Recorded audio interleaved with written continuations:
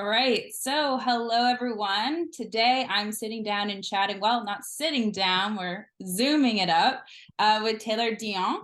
And yeah, thanks again for taking the time to chat with me today. I'm looking forward to learning more about you. So, without further ado, introduce yourself. So, what do you do? Where do you live? Who are you? Okay, Taylar Deiongh, and I'm from Orange County, California. And currently I do construction with my dad. So he's a general contractor and I work under him and we do everything from the ground up. So yeah, I just do construction and I'm in school and stuff. So yeah. Okay, awesome. So obviously, because I'm interviewing you, you have a love for motorcycles. So talk to me about your passion for motorcycles. How did it start? Why do you love it? And what are you riding now? So my dad's the one that got me into everything, and I've always grown up around motorcycles and stuff because of him and like dirt bike riding and stuff. And so he used to build bikes like out of his garage. Like I seen him all the time when I was growing up. And so when I was like about 17 or 18, uh he had already like previously built some bikes and I like he showed me that movie Easy Rider. And so I like got like firsthand look at like choppers and like old school bikes and stuff. And I told him like, yo, those are cool. Like, what if we built a bike like that? And he's like, oh yeah, like let's do it. So we started planning and he has a 1980 Shovelhead that he still has, and we built that together. But that bike was like obviously for him because I ride dirt bikes, but I didn't ride like a motorcycle yet. Mhm. And so we built that together and he kind of like showed me the ropes. He like it was his design and everything, and I was just learning and helping him along the way. And then after we finished that, I was like, this is so cool. Like, I want one too. And at first he was very like against it because he was like scared for me because it's pretty dangerous and stuff like on the road. And so he was like, no, no, like there's no way you're not gonna ride, blah, blah, blah. And then I'm a very like, persistent person, so I just kept at it. And then after a while, like I got my first bike, which is a Sportster 883, like 2001. And so he like took me on the road and we started riding together and stuff. Like we still to this day, like every time I ride, I'm always with my dad. Like, I work with him, I ride with him, we like do everything together. We're like best friends. And so after like I got a feel for it, then I was like, it'd be cool if I could build like my own bike. And so that's when the purple bike that I have came in, the 1975 Shovelhead. And so we got a we started getting the idea out there, and then Paco actually hit me up and was like, like I think it's cool that you and your dad do this together. Like we want to give you like a sponsorship. So they helped me with the frame and the front end and like a bunch of like little stuff on the bike and the pipes. And so we built that bike, and then that was like pretty a hit or whatever. I brought it to a couple shows, and yeah, now like every time he rides, he's like, "Oh, let's go. We're going on a ride. Come on, come on." But before it's so funny because he was like so against it. And now it's like he won't go without me or I won't go without him. That's funny. I feel like a lot of families are like that. Even my parents were always like, we don't want you riding by yourself. Like you have to ride with us. And then eventually they come together and then finally like, okay, yeah, you go by yourself or come with us. They kind of loosen the grips because yes, it's not the most safest thing in the world. Yeah. I um know my mom was a little like unhappy about it at first, but now obviously she's used to it because I've been doing it for a couple of years now. So okay, that's awesome. So finally everyone's accepted it. Motorcycles in your life aren't going anywhere. So yeah. you briefly spoke about the purple shovel head. So let's talk about that because that was a big hit. You were taking it to different shows and a lot of people were loving it. So talk to me about the whole process of that. Why did you guys want to start that one? That one? Where did your dad get it? What did you do? Like, let's hear about it. So it just like I had always wanted to build it, and so after building that first one, you and I got comfortable like on the bike and stuff. Like we started that, and he let me take like the whole creative process, like part of it, and like let me design it on my own and stuff. So like I knew I wanted twisted metal, so I got the front end from Paco with the twisted metal, and then one of my buddies that sells parts, he had these twisted bars, and so I got that, and then another buddy had this like twisted metal sissy bar, and so like I took over like the creative process, and then he was there just like helping me along, like was there by my side the whole time while I was putting everything together, like teaching me and stuff. So he was like mostly like the brains around it and stuff. And yeah, but he just let me like do whatever I wanted to it.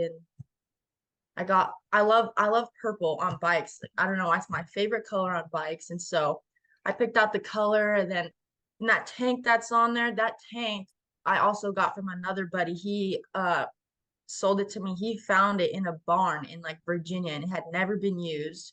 So I was super stoked about that.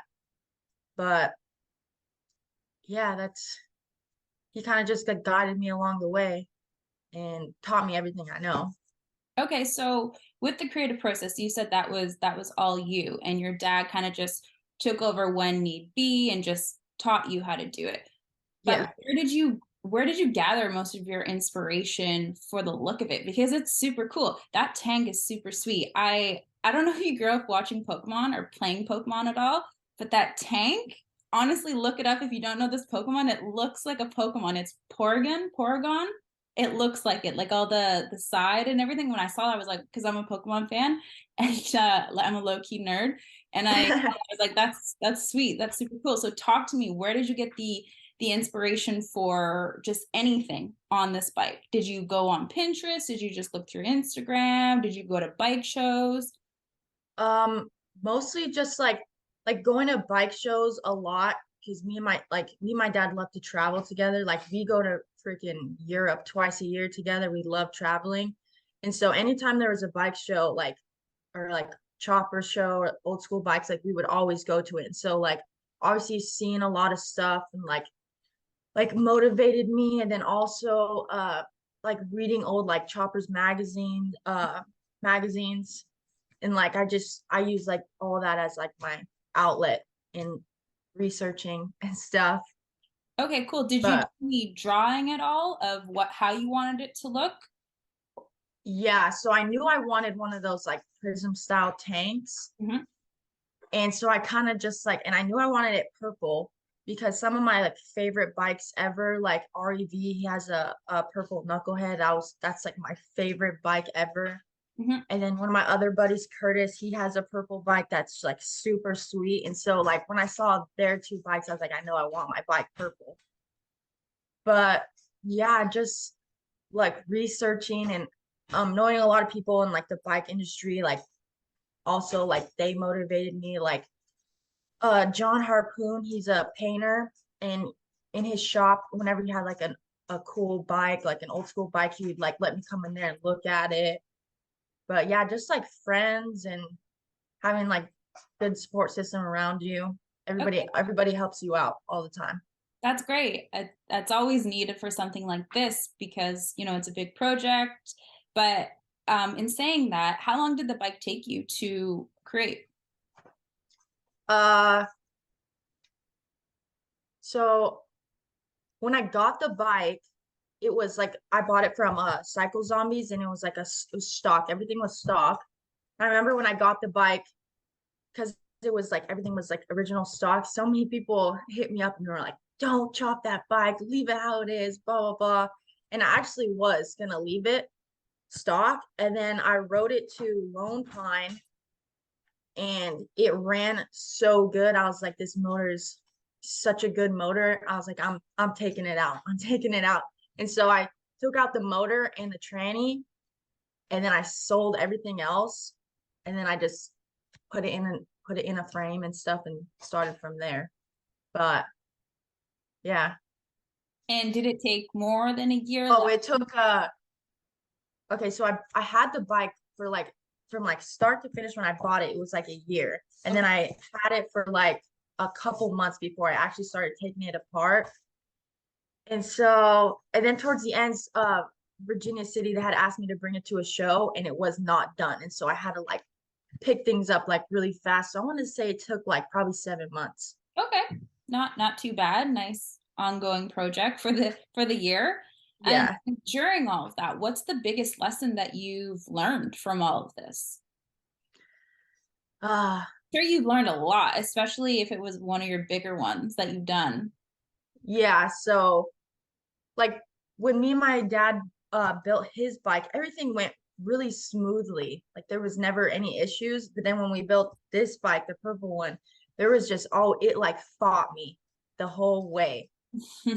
And so I think I learned a lot of patience and Hmm. a lot of like if you can see it, like you can make it happen. Like as long as you have a vision, no matter what, like you can make it happen. Never, don't give up. I guess it sounds cheesy, but It's true. The cheesy ones are always the true ones. So I like that. yeah. That's good. And do you plan on doing any more builds after this one? Do you have any in your sights? Yeah, so the Virginia City show, after I finished that purple one, they had asked me to build another bike for the one that just passed, but I had just finished and I was like, I'd spent so like all my savings. I was like, there's no freaking way that I could just start another bike like that. So after this one passed, like, okay, like, are you ready now? And I was like, okay, now it's been like a year and I've saved some money. And so I'm building a one for Virginia City Roundup, which is in, I think, late August of 2023. So I have a motor, I have a 1951 panhead, Mhm. and then I have a frame that's being built right now. And then I bought a Springer front end for it already through Paco. I got wheels and uh I'm looking for like tins and a tank right now, but yeah, so I'm starting the process of building that for Virginia City next year. Okay, so you have a busy 2023 coming up. Yeah, I've never been asked to like build a bike for a show, so I'm a little nervous. It's my first one, but That's awesome. No, congratulations. And I feel like a lot of women aren't really being asked to do these types of things, so you should be proud of yourself. That's awesome. I know it's I feel like very honored, but I'm also very nervous, scared. You got this. You already have some bikes and you're like you've already done some bikes. You're good to go. Yeah. So you've been riding for a little while. We always like to ask this question. Have you ever gone down on the road? And if so, what did you learn from it? So I've had close calls, Okay. but I've never been like down. But when I first started riding on my 883, my front brakes were like they didn't work very well. They were really sketchy. So I like never used my front brakes. And I remember once I was going down a hill in San Pedro, and in San Pedro, the hills are like really steep. And at the bottom of the hill, there was a light and it turned red like so fast. And I like slammed on my brakes and I had to press down on my back brakes. And I kind of like fishtailed Mm. and like barely missed my dad. I almost hit my dad. Oh man. But that was freaking that was scary. And then I learned like a valuable lesson about braking that one time. But there's been like close calls, obviously, like people on the road and stuff. Like there's some bad drivers on the road, but no, I haven't went down, knock on Okay. wood. Yeah, knock on wood. So, you said you're from Orange County. How long have you been living in California for? And where is one spot you always recommend to someone who's not from here or just someone who has never gone to this spot you're about to recommend? So I was born and raised in California in Orange County. Mhm. So this is like all I know. And so riding down PCH is like the to me the best riding that you could do. Like you have the beach next to you, and especially in California, like it never really gets that cold. And so it's usually always like nice and sunny and warm, like perfect riding weather. Like that's one of the reasons why I never want to leave California is because you can ride your bike all year round. Like I have buddies that live in like Utah and Texas, and they're like, "Oh, you're lucky. Like I'm about to, put my bike up because it's gonna start snowing or like." But so PCH for sure, and then also there's a highway that takes you to Cook's Corner that like is like Cook's Corner is like the biker bar, whatever. Yep. And so that canyon, I think it's called I forget what the road is called, like Silverado Canyon or Trabuco Canyon. I forget, but I've only been there a few times, but I know what you're talking about and it's beautiful. yeah, that canyon is, and it gets a little bit cold, but it's never really like that cold. That's like really nice riding too, because you hit the canyons and you're like hitting curves and stuff, and it's really nice out there. Yeah, okay, awesome. I feel like we ask this question a lot for the articles and for the YouTube videos, and a lot of people say PCH because it's just renowned. I mean, taking that all I've never done it yet, but it would be amazing just to take the whole thing on a bike. That would be, Yeah. yeah, everyone wants to put that on their bucket list. Yeah, and you can take it all the way up California too, so you can see like every beach. It's a nice, and it's like pretty wide open. It never really gets that packed. And then like there's this guy that has an Instagram. It's called Cool Harleys on PCH because people are always riding, and so he's like snapping photos. And like I've always wanted to get like a photo from him, but I swear I miss him every time. Well, you live here, so you're bound to run into him hopefully soon enough. Yeah. So you are becoming a bike builder. Actually, not even becoming, you are a bike builder. So what sort of ambitions do you have for yourself in the motorcycle industry now that you are this bike builder and people are asking you to build bikes for events? Um, I'm not 100% sure. I'm kind of just like going with the flow Mhm. right now. So like every time I get asked to do something or like that, like I feel like super on because I'm just doing it because like I enjoy it. Like I'm not doing it for like any like financial purposes or whatever. But so I kind of just do it because I like doing it and I'm just like going with the flow, like wherever it takes me, it takes me. But yeah, I'm kind of just going with it.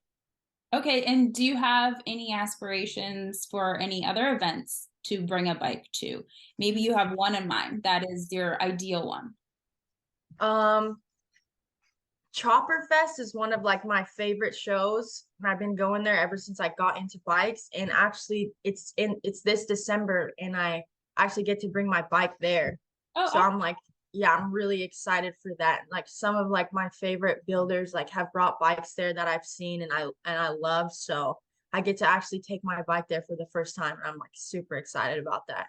okay, cool. So my next question was going to be, do you have any cool motorcycle events or riding trips in the pipeline for yourself for the next, I guess, year or so?